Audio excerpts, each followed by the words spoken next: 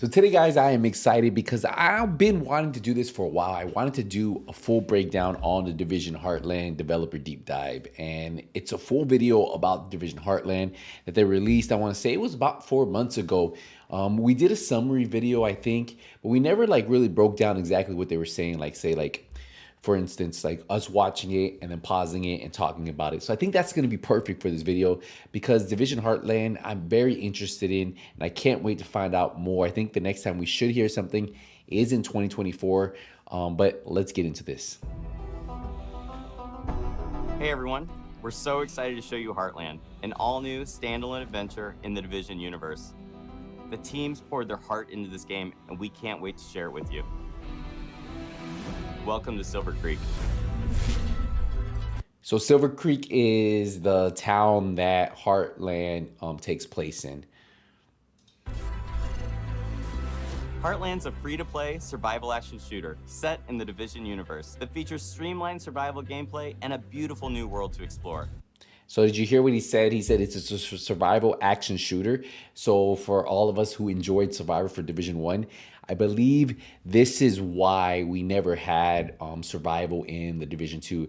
I believe this was their concept to really bring a full survival experience. It's going to be free to play, and it's going to have that survival action style gameplay to it. Filled with dynamic PvEvP gameplay.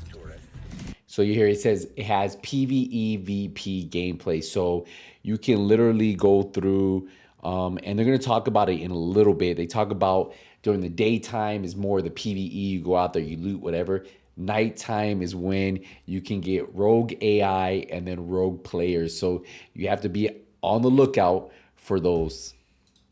In Heartland, you play as a Division agent, given the task of protecting Silver Creek, a small town in Middle America. It's your job to keep the town safe from enemy factions.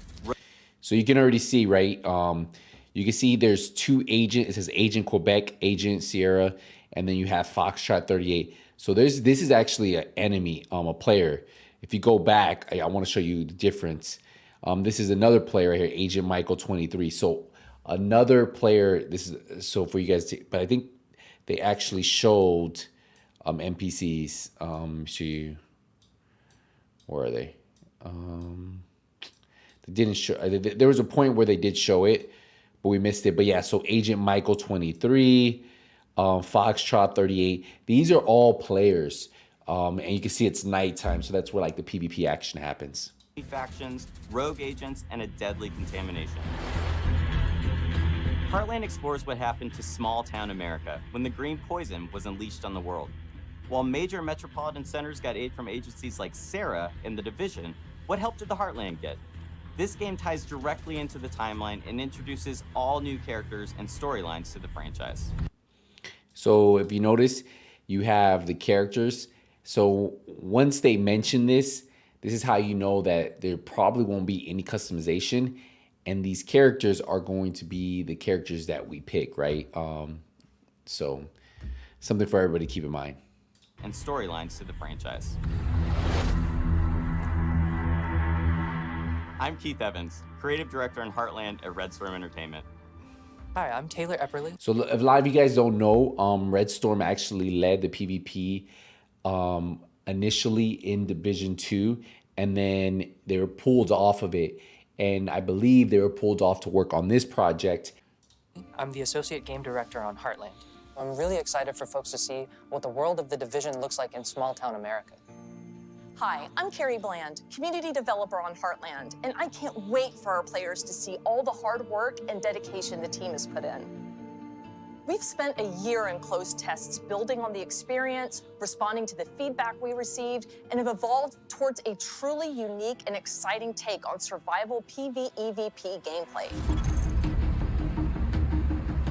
Heartland launches with a robust experience for players on day one. The player's first task is to help Mackenzie Reed get Silver Creek's base of operations back up and running. Players will be tasked with completing a set of missions and projects, all focused on the goals of exploring the town and gathering the supplies necessary to help prepare the base of operations. Every mission completed gives players the tools and strength necessary to survive. Silver Creek is a hostile environment filled with deadly contamination, roaming enemy hordes, and the looming threat of sickness and dehydration. So you go back and you can see, is a I'm gonna pause it right here. So there is a contamination zone that's going to push you into certain areas, right? So you always have to be careful about it. Where is it? Right here. So you can see this, right? So you see these zones up here. These are contamination zones. So you can see you have to be careful for them, right? Because they're in areas, so you have to work your way around it. And there are masks. You'll see on one of these, he has it on, and he kind of goes through it. You see him put it on. But yeah, so that's actually pretty cool to see. Deadly contamination, roaming enemy hordes, and the looming threat. And then if you notice right here, this is nighttime gameplay. So this gameplay right here, not only do they have to worry about players, they have to, like, there's hard enemies. You can see there's a gold enemy here. But the loot, it's supposed to be better at night. Higher risk, higher reward. Looming threat of sickness and dehydration. Players will have to be prepared if they hope to survive a full day in the town. As day turns to night, Silver Creek is sent into high alert. The survival threat increases, and dangerous PvEvP from rogue players and AI is introduced.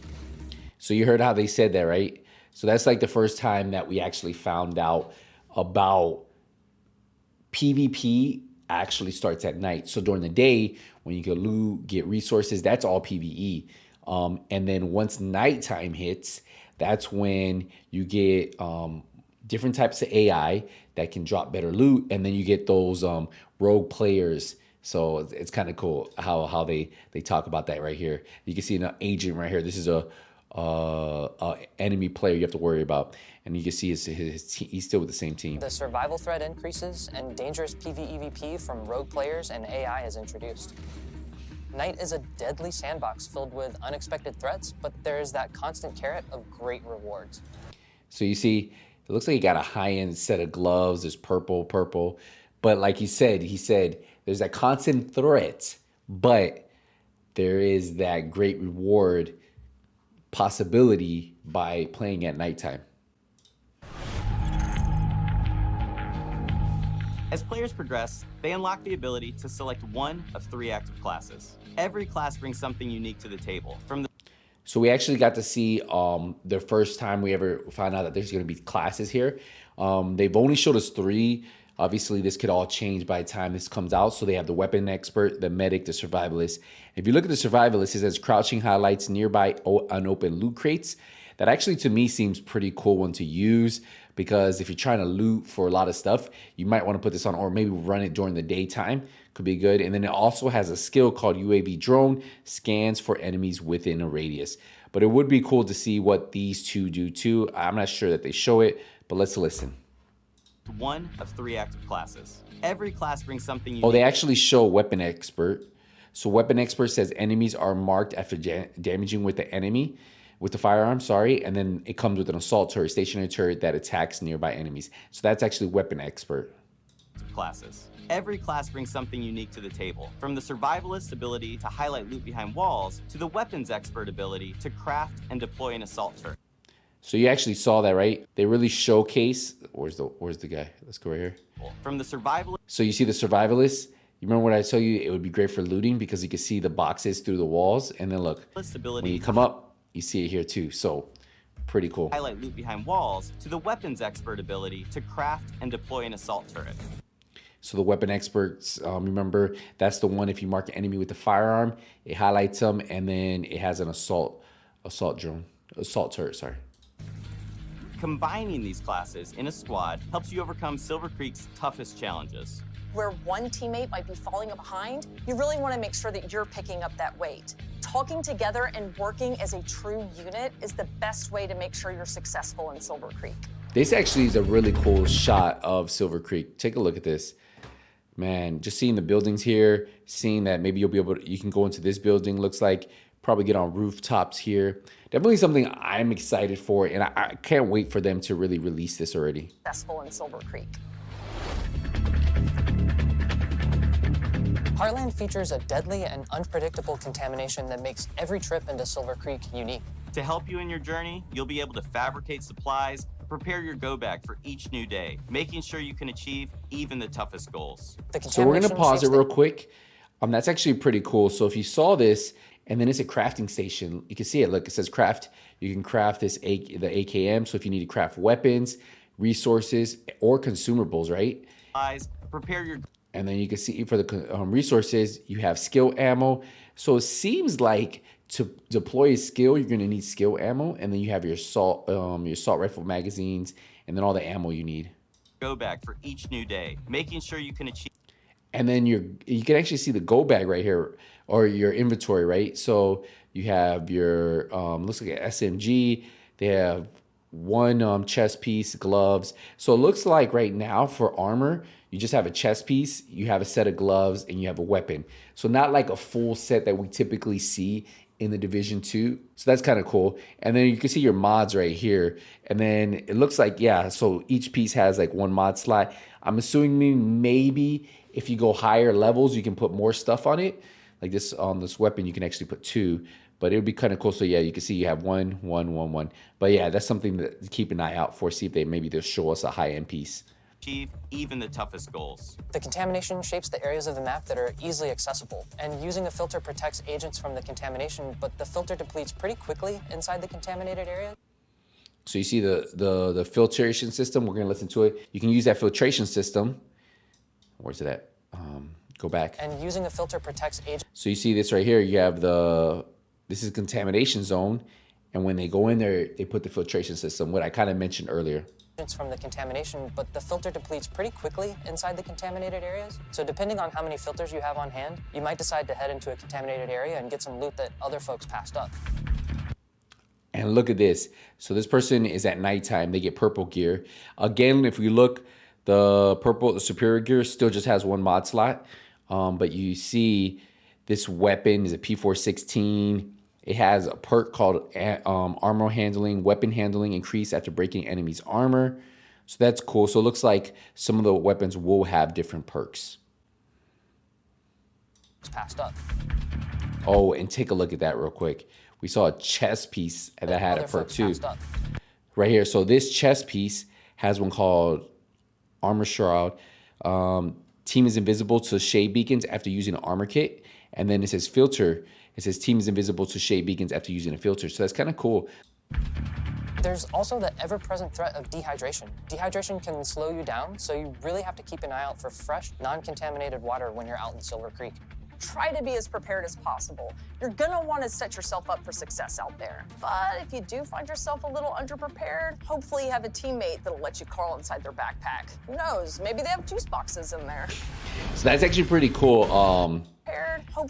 So if you notice, this agent actually shares an item. So if you're in a team, that means like even if you pick up stuff, you can share those items. Pretty cool. Teammate that'll let you crawl inside their backpack. Who knows? Maybe they have juice boxes in there. In Silver Creek, shade agents are using the rocket rink and abandoned roller skating rink as their base of operations. For the first time in the division, the entire base of operations is a shared space. You can socialize, form a group, customize your character, and prep for your next operation. That's actually Each pretty session cool. begins and ends in the base of operations, and you'll be talking to Carmelita, Kevin, and Mackenzie quite often. So we're actually gonna go back. If you notice, we can actually see the full map right here of Silver Creek. So you have your entry points. These helicopters is different spots you can go in. You do have to unlock the areas. So once you unlock it, you're able to go to any area you want. But if you notice, each area is kind of a little bit different. Like if you were to come in here, see it's not as populated with buildings. This area is the downtown district has a lot of buildings. You can see over here, east side, looks like it has a bunch up here, tech center. So different areas, depending on where you go in, are gonna have like a little bit, like a little different feel. So I think that's actually really cool too. Carmelita, Kevin, and Mackenzie quite often. Each time players exfiltrate back to their base of operations, they take the materials and gear they've collected and store it in their personal armory to help them prepare for future days in the town. That's nice. When you're going up against rogue agents, you kind of get into a bit of a cat or mouse situation. For me, I'm definitely more of a mouse. You don't have to worry about rogue agents if they can't see you. There's a couple different strategies you can use against rogue players. I love using Heartland's class skills to set up ambushes, coordinating with my teammates to make sure we're repairing our armor as needed. And then when the shooting's done, I love looking through their loot and taking all the good stuff. Oh, take a look at that perk. but look at this.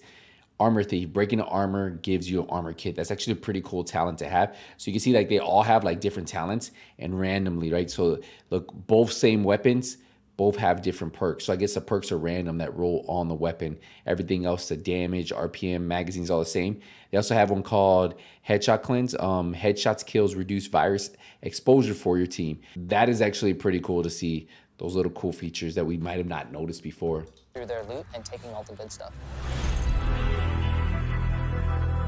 Heartland will be a living game. The stories we tell on day one are just the beginning. We can't wait for players to dive in and take this journey with us. We're thrilled to take the next step as we enter our testing phase. Our community team will be looking at feedback shared across social channels and on our official forums, while we evolve our game together with our community, shaping the long-term Heartland experience.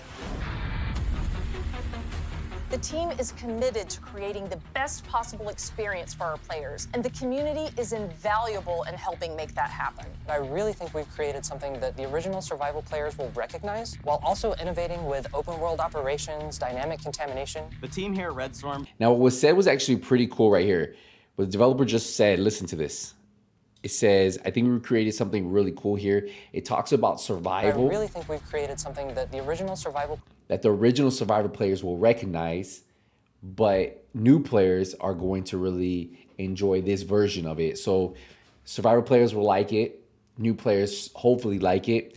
And it's a little bit, I think this mode will pull in a lot more players than if they just brought the original mode from Division 1. Players will recognize, while also innovating with open world operations, dynamic contamination. The team here at Red Storm is proud and feel we're really onto something. Heartland feels fresh and distinct while still feeling at home alongside the other amazing games in this universe. Thank you for taking this journey with us. We can't wait to have you join us in Silver Creek. And that's how they end it. So for me, I am very excited for the Division Heartland. I was a big survival player, so when I saw this game when they first announced it, it really stood out to me as something I was like, you know what, this could be a game that I could put hours and hours into, stream it, play it, enjoy it with my community. And I think once we finally get it, I think it will be hopefully a game that a lot of us will enjoy.